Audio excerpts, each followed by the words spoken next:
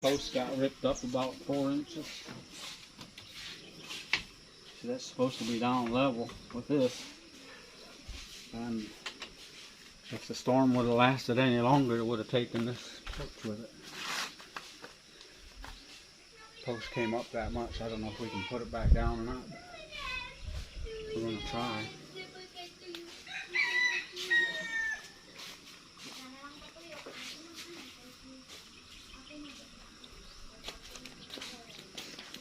And that raptors, what do you call that? Raptors? Floor joist, floor trusses. For floor trusses. It's still there because need a help to get that, to remove that, because that's too heavy, because the winds blow like that.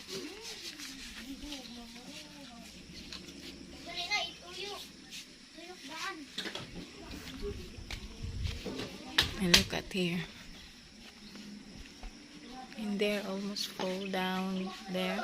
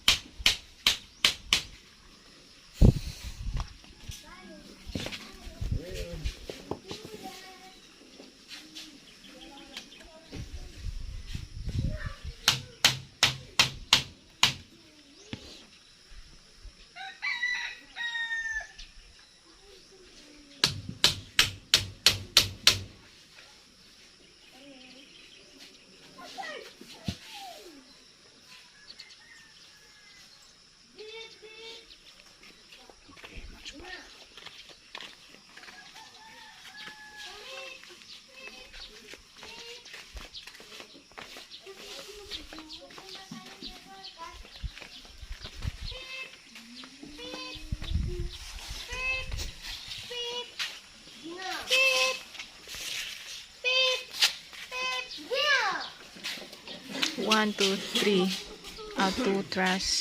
Two floor trusses torn down, torn there, going there because of that hurt, the typhoon. Look.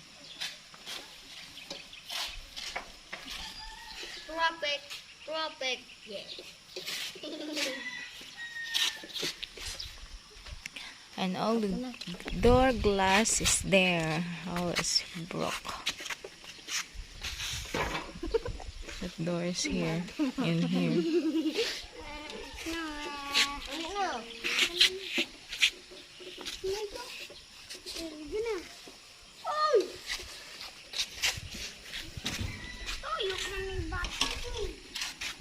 Oh, look.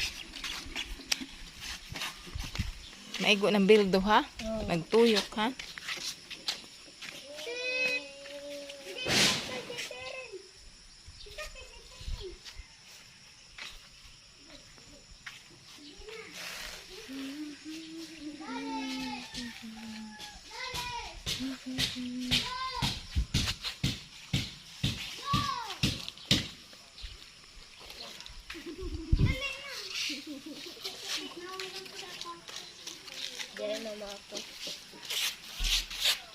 Good thing it's the sun's here now, because yesterday is so heavy rain, last night, the other day it's very heavy rain. So good thing it's hot now, because always wet and very muddy road.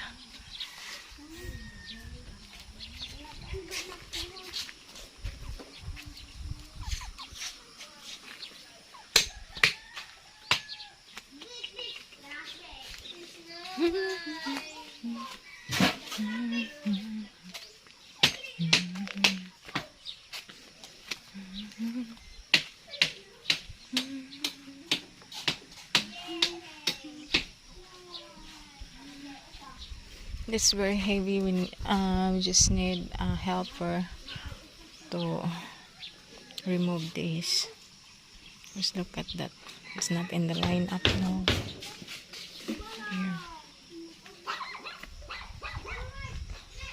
Here. It's very dangerous because look, almost fell down now. See, it's a little bit holding.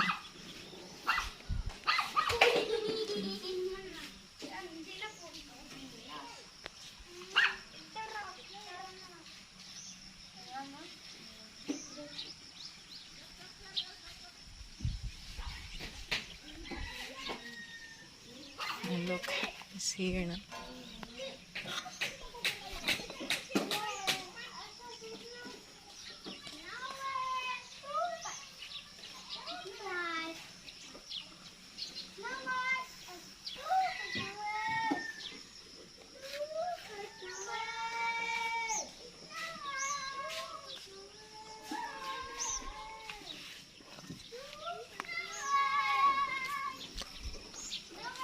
Okay guys, thank you for watching. This is update to our house here at a mountain. It's January 6. It's January 6. It's Thursday today. I think so.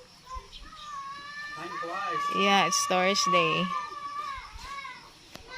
Okay guys, thank you. Bye bye. That's no roof in the middle.